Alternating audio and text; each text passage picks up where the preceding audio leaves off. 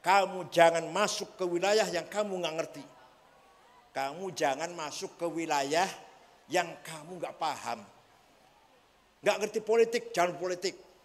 Nggak ngerti berbisnis, jangan berbisnis. Paham betul? Nggak ngerti agama, jangan fatwa. Nggak ngerti agama, fatwa. Salah semua nanti.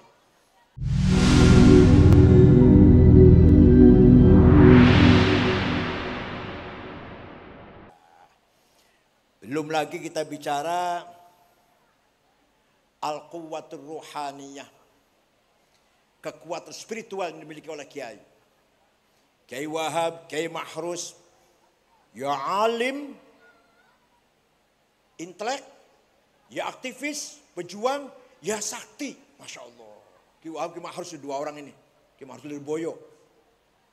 Saya santrinya. Ya alim, ya aktivis, ya sakti, ya kaya. Yang gak miskin banget gitu loh. Levelnya Kiai kaya lah levelnya Kiai. Kiai Mahrus mobilnya motornya sampun merek Peugeot. Waktu itu wah tahun 70 orang punya sedan Peugeot luar biasa. Kiai Ali Maksum Jogja, Holden. Kiai Wahab berapa Kiai Wahab? Berapa? Sepeda motor? Opel. Lalu Kiai sudah kaya lah pada zamannya. Walhasil tapi beliau-beliau itu mempunyai al-quwwatur ruhaniyah. Maka yang mewarisi pesantren Bahrul Ilmi ini juga harus membangun kekuatan ruhaniyah. The power of spiritual. Akan melahirkan the power of idea. Pertama, kita harus memperkuat basirah. The aim of heart. Setiap manusia punya basirah. Bal insanu ala nafsihi basirah. Apa itu basirah? The eye of heart. Penglihatan batin. Gunanya itu apa? Untuk fa'alhamaha fujuraha wa taqwaha. Membedakan mana baik, mana buruk. Kiai harus punya mata hati. Oh ini santri yang beling ini. Oh ini santri cerdas. Oh ini santri baik. Oh ini santri enggak baik. Harus tahu itu. Oh tamu ini mau tamu baik-baik ini. Oh ini tamu ini nipu ini. Menjilat ini. Sakit ngoten mboten? Ki Hasim jenengan. Tamu macam-macam kan tamu e. Oh tamu ini datang ke sini karena politik ini, enggak ada yang lain. Ketua NU harus begitu. Ketua umum PBNU harus punya basirah. Harus punya basirah. Ya nyung sewu. Waktu 212 Habib Rizik mau datang ke PBNU, saya tolak. Kalau mau ketemu saya di luar ayo, di restoran dari mana. Cuma kan nanti kalau datang ke PBNU, nanti dia ngomong, semua umat Islam Indonesia termasuk NU di tangan saya. Gitu nantinya. Paham betul? Saya bilang. Dan saya satu-satunya orang yang berkata terang-terangan, 212 bukan kebangkitan Islam. Kenapa?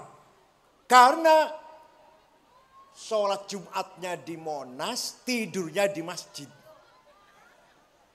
Misalnya dari Jombang mau berangkat. Mau kemana? Mau ke Jakarta. Mau apa? Sholat Jumat. Di mana? Di Monas. Lalu nanti malam tidurnya di mana? Di masjid. Coba kebalik nggak itu? Nanti malam tidurnya di mana? Di hotel mana nanti malam tidurnya? Enggak di hotel. Di masjid. Semua masjid di Jakarta dibuka pintunya. Semua bolanya Istiqlal bukan. Untuk menjadi tempat tidur orang-orang yang akan sholat Jumat besok di Monas. Dengan demikian jelas sekali bukan Nahdhah Islamiyah. Bukan kebangkitan Islam. Jelas politik. Sholat Jumat politik. Itu hanya saya yang terang-terang seperti itu. Hanya saya. Yang lain barangkali sama pendapatnya. Tapi yang terang-terang ngomong gitu hanya saya. Itu dari mana? Ya nyun sewu ini contoh. Nyun sewu, buatan kalau sombong lah. Ini dari basirah. Dari basirah saya tahu. Bukan ada yang ngajarin, bukan. Bukan ada orang yang ngajarin ngandani saya, enggak ada. Dari basirah. Kacamata batin. Kacamata hati. Nah, jangankan pesantren, rumah tangga keluarga saja punya banyak anak, banyak cucu, harus punya basirah si kakek ini. Supaya tepat dalam rangka tarbiyah dari aulad, dari ahfad. Yang kedua, kalau basirah berfungsi ma'estafet kepada dhamir, conscience. Yang akan mengeluarkan salah satu perintah atau larangan. Kalau basirah mengatakan itu baik, if'al. Yang ngomong if'al ini siapa ini? Domir namanya, moral, conscience. Do it. Kalau ente tahu, basiroh kamu tahu, itu jelek, itu melanggar, la taf'al, don't do that. Itu yang ngomong domir namanya, conscience.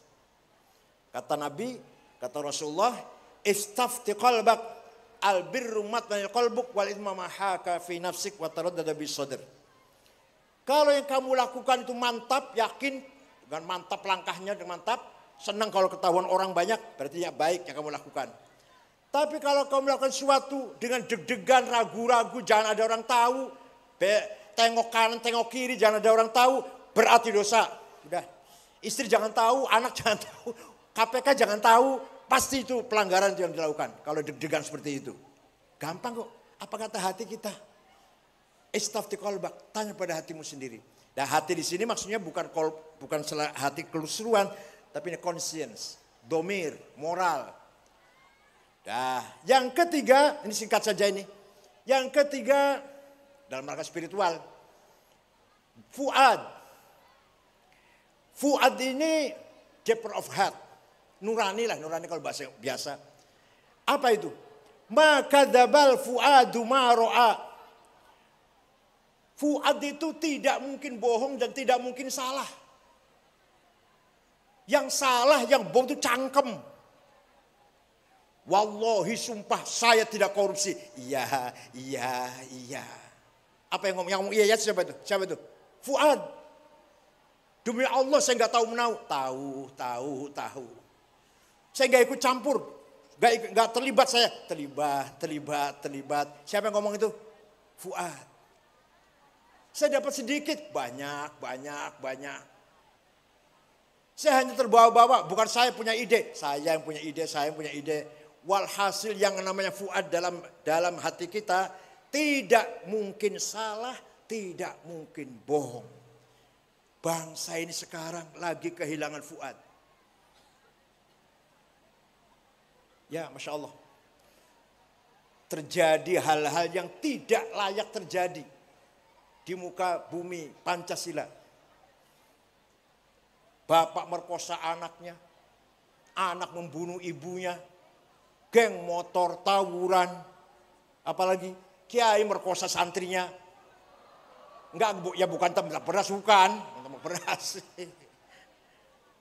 Terjadi hal yang tidak, semuanya kehilangan fuad. Polisi, bandar narkoba, coba kalau luar biasa kan. Hakim bisa disuap. Saya ngobrol sama orang Jepang, bahwa di Indonesia hakim bisa disuap, kaget orang Jepang. Oh bisa ya? Di Jepang gak ada yang bisa disuap itu.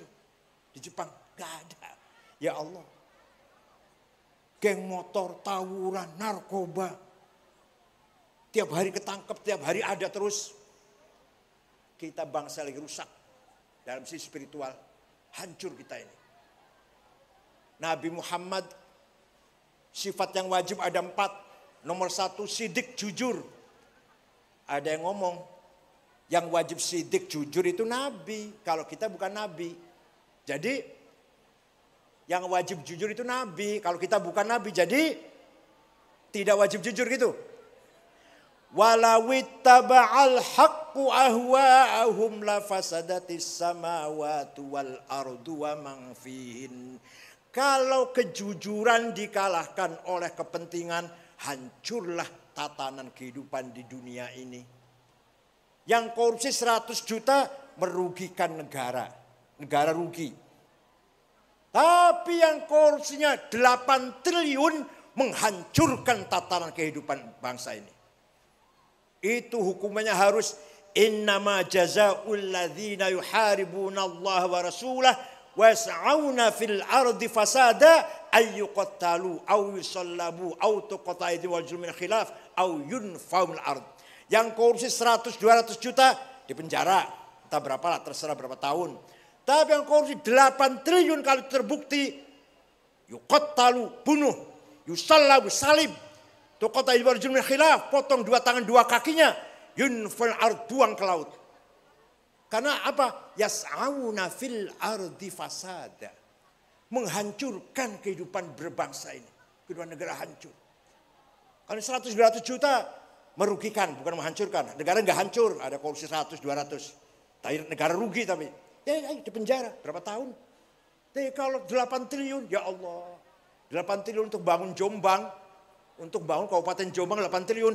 Jalan halus semua, rumah sakit bagus semua. Sekolah, taman kanak-kanak, SD, SMP, SMA, universitas mentereng semuanya. Kiai-kiai umroh semua, Masya Allah.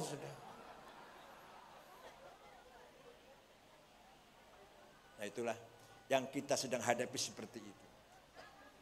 Saya orang yang tidak tertarik bicara politik. Silahkan yang hobi berpolitik, yang ahlinya berpolitik silahkan. Saya tetap ingin ya menjadi orang yang peduli dengan keadilan, dengan kebenaran. Saya aktif di BPIP, Badan Pembinaan Ideologi Pancasila, sebagai anggota Dewan Pengarah yang dipimpin oleh Bu Megawati dan Pak Trisutrisno. Alhamdulillah bisa ikut andil dalam membina ideologi Pancasila. Insya Allah sebentar lagi bukunya udah siap, akan terbit panduan pelajaran Pancasila dari taman kanak-kanak sampai universitas dan juga untuk masyarakat umum. Insya Allah sebentar lagi jauh. Saya ditawari masuk partai politik, mohon maaf, bukan bakat saya, bukan di situ tempatnya. Bukan tempat saya berpolitik. Nanti malah kalah dengan senior-senior nanti. Kalau saya masuk PKB, ya kalah dengan Pak Muhaimin. Cara berpolitiknya lu ya. Tapi kalau ngaji, ayo, nggak akan kalah saya insya Allah. Kalau ngaji. Walhasil orang tuh harus tahu di mana tempatnya yang benar. Wala taqfu ma laisa laka bi'ilm innas sam'a wal basar wal fuada kullu ulaika kana an mas'ula. Kamu jangan masuk ke wilayah yang kamu nggak ngerti. Kamu jangan masuk ke wilayah yang kamu nggak paham. Nggak ngerti politik, jangan politik. Nggak ngerti berbisnis, jangan berbisnis. Paham betul? Nggak ngerti agama, jangan fatwa. Nggak ngerti agama, fatwa. Salah semua nanti. Malam di pesantren lagi. Waduh, bukan ahli agama di pesantren. Ya sudah, nggak karu-karuan, salah semua. Walhasil, mudah-mudahan pemilu yang akan datang fi amnin wa aman. Siapa yang menang itulah presiden kita. Mudah-mudahan proses pemilihan umum, pemilu dan proses pilpres berjalan dengan baik, lancar. Mari kita bercermin. Afghanistan 40 tahun perang saudara. Suriah sudah 25 tahun. Ada Syiah, ada Sunni, ada Jabhatun Nasrah, ada ISIS, ada Al-Qaeda, ada Alawiyin. Macam-macam di Suriah itu, saling perang. Di Irak belum selesai masih. Yaman masih bergejolak. Yang baru-baru saja ini, baru bulan-bulan ini, Sudan. Antara tentara pasukan elit melawan pemerintah yang sah, tentara juga pemerintahnya. Perang saudara. Libya, setelah terbunuhnya Muammar Gaddafi, hancur Libya. Minyaknya dikuasai orang luar. Minyaknya dikuasai oleh orang luar. Orang pribuminya enggak ikut menikmati minyak. Walhasil, insya Allah Indonesia tidak seperti Timur Tengah. Insya Allah. Karena kita punya prinsip pesan Kiai Hasyim Asy'ari, hubbul watan minal iman. Menjaga persatuan, menjaga stabilitas keamanan, menjaga ukhuwah wataniyah, termasuk bagian dari iman. Tidak ada ulama Timur Tengah yang mengatakan seperti ini. Hanya Mbah Hasyim Asy'ari. Oleh karena itu kalau di Timur Tengah, yang ulama Islam. Yang nasionalis. Tanah air nggak pernah bicara Islam. Saddam Hussein, Hafidh Assad, Jamal Nasir, Anwar Sadat, Muammar Gaddafi, nasionalis. Tanah air nggak pernah bicara Islam. Yang ulamanya Yusuf Qaradawi, Wahbah Zuhaili, Said Sabiq, Islam. Nggak ketemu antara nasionalis dan aktivis Islam. Di Indonesia, Kiai Hasyim Asy'ari, Kiai Wahab, ulama pejuang Islam sekaligus juga pejuang nasionalis. Begitu pula Gus Dur dan lain-lain lah. Kiai Ali Masum, Kiai Ma'ruf Ali.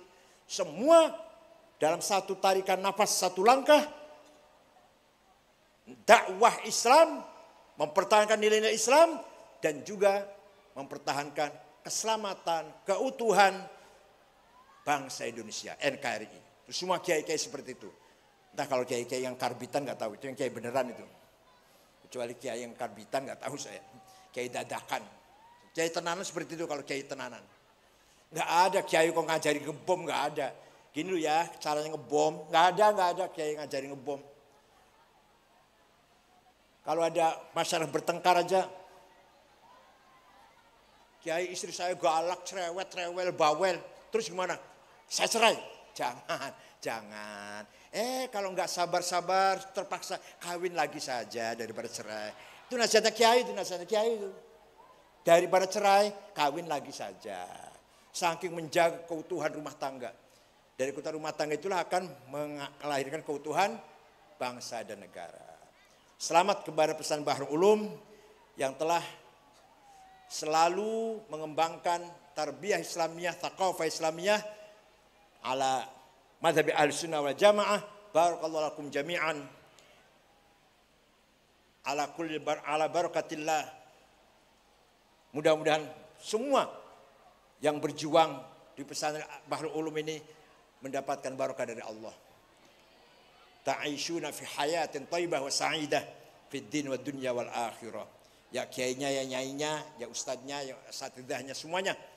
Syukran wa dumtum fil khair barakati wan najah. Wallahul muwaffiq ila aqwamit thariq. Wassalamu alaikum warahmatullahi wabarakatuh.